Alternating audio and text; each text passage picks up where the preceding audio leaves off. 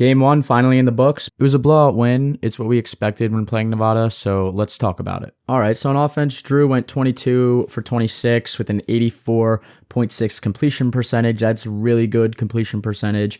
That might be one of the highest if not the highest he's honestly ever had in his college career. For 217 yards, 8.3 yards on average, 1 touchdown, 0 interceptions, long throw for 31 yards. He played a good game. Drew played good, played what you would expect for a veteran quarterback, his 4th year, 2nd year in the system with Coach Andy Kotelnicki. I was pleased with how Drew played. I think he played really good, clean game. It was definitely nice to see those wide receivers step up. Kyron Hudson had 1 touchdown. He could have actually had another one right at the beginning of the game. Drew the time was a little bit off. Drew just threw it a little bit behind him, but nothing cause for concern. Like, it was one of the first passes of the game or pretty early in the game. So, it is what it is. Trevor Pena got the ball, I think 7 catches he had.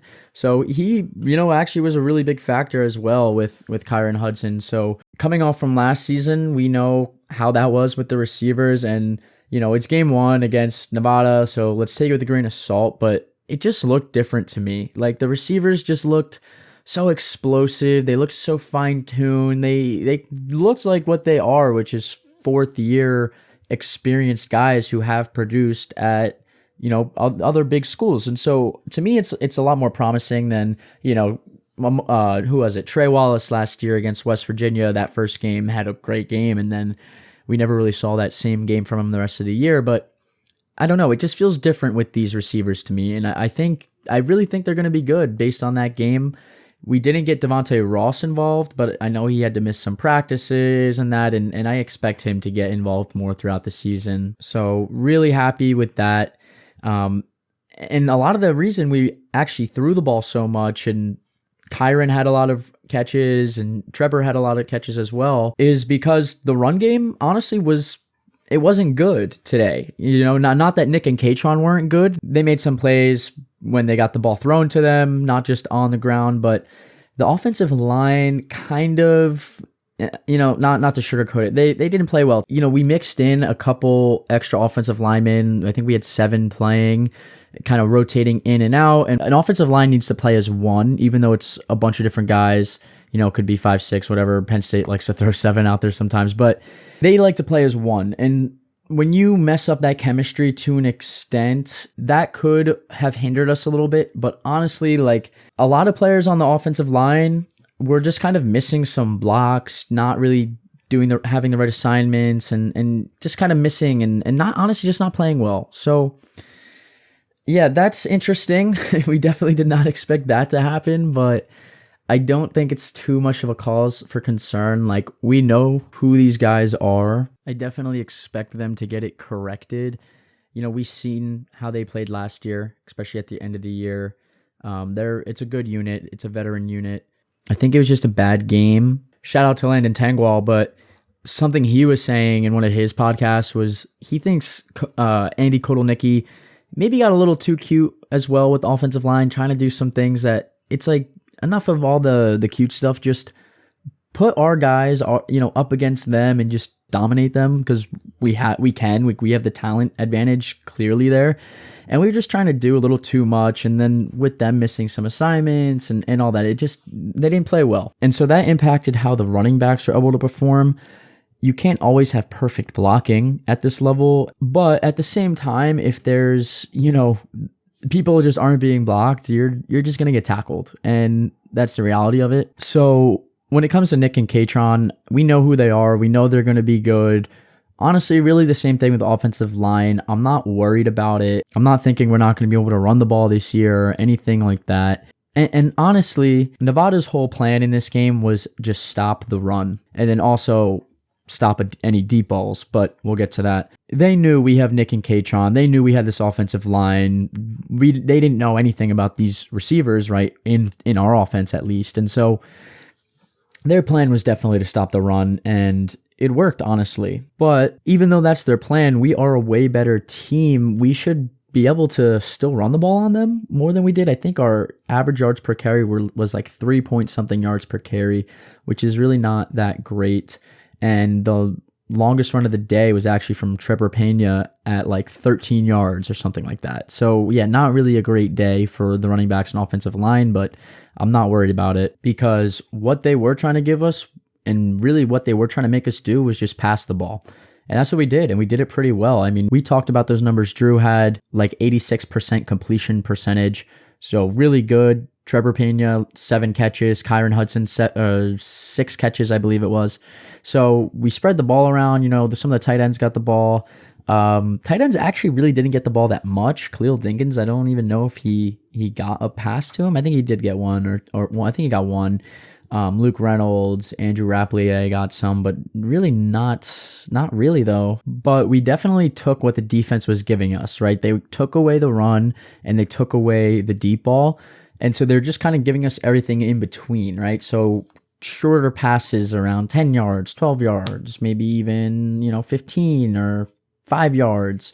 And then we got some run after catch, but it's good to see that that's what they gave us. That's what we took, which is totally fine. The one thing with the passing game that I really would have liked to see was for us to take a deep shot, like actually dial up a deep shot or two down the field, which I didn't feel like we really did that.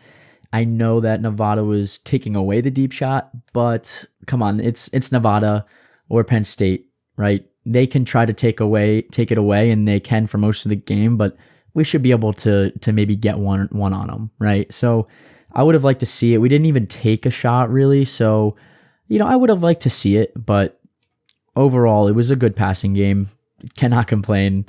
I'll take it. The one thing is we just had so many field goals right in the red zone. Like when Zane Durant had that pick, we were set up right in the red zone, and I think it was like 3 and out, and then we had to just kick a field goal. And against a team like Nevada, you'd kind of like to see them capitalize on that, especially being veteran guys. And then on defense, the defense looked pretty solid overall. There's a few things to clean up. Deni Dennis-Sutton had an amazing game. He had 4 tackles. He had 1 sack, although it felt like he had more than that. He had 2 forced fumbles, which is huge. I mean, two forced fumbles, 2 turnovers essentially by Deni Dennis-Sutton himself. That's really big. I think he had 8 QB pressures, which is really good. He is, he's not Abdul Carter by any means. It's hard to be. That's like a one-of-one kind of player, but he's pretty much an next best thing. Not as elite as Abdul, but let's give the guys flowers. He's probably one of the best defensive ends in college football this year and has a real chance of going in the first round in the NFL draft. At linebacker, I thought Amari Campbell played really, really good. I mean, he looks so fast when he's playing in run defense. And honestly, he probably looked the best out of all the linebackers in that game. He really, really looked good. Like, I wasn't too sure what it was going to be like. His first game transferring from North Carolina and being in this new system with Jim Knowles and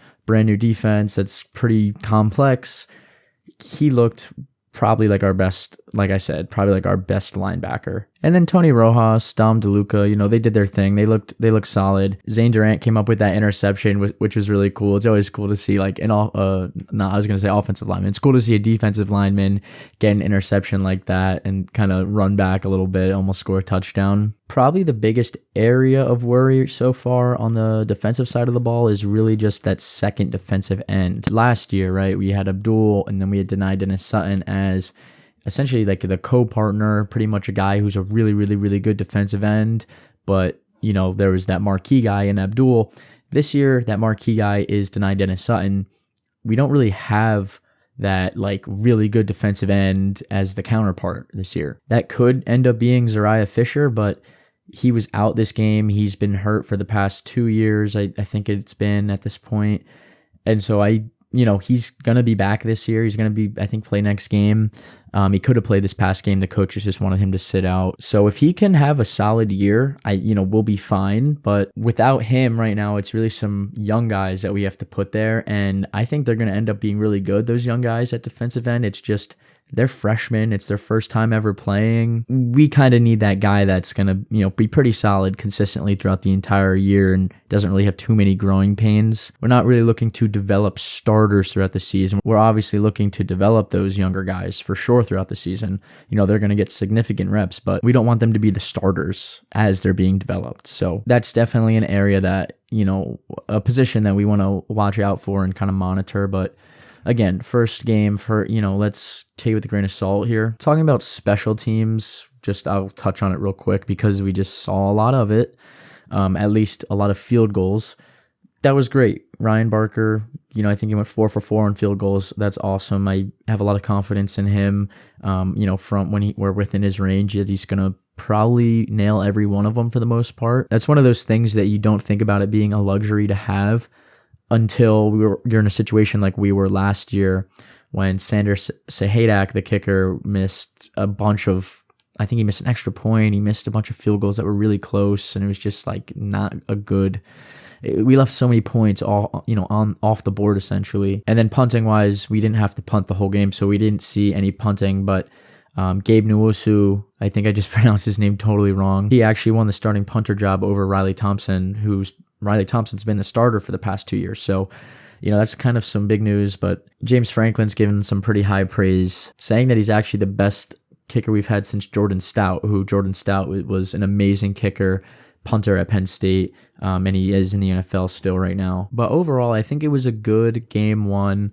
I think a lot of fans kind of came away from the game not feeling bad, like we won the game pretty handily, but just kind of like, I don't know, maybe I expecting that big shot play and then really expecting like a long run from Nick Singleton or Kaytron Allen, and we didn't have that. And so you just kind of walked away from the game feeling like, good win, but it's Nevada. Not like, oh yeah, it's Nevada, but we destroyed them and we, had these super long touchdown runs and Nick Singleton ran for 100 yards, Kaytron run for 100 yards and, all that. That didn't happen, but we still won pretty easily. So definitely a good game to build upon. A lot of film for the coaches to watch from this game. Kind of get some of those things cleaned up that we need to offensively and defensively as well. And we'll kind of see what this offense is going to look like in these first 3 games. And then we'll really know once we play Oregon in week 5 after the bye week in week 4. But I'm curious to hear how you guys felt about the game. So comment below. But yeah, it's already middle of the week for FIU. I put this video out a little bit late. I wasn't able to work on it too much just with the long holiday and I was traveling and stuff. So try to get these out a lot sooner than I did this one. Thank you so much for watching. Please like, comment, subscribe, and we'll see you next week.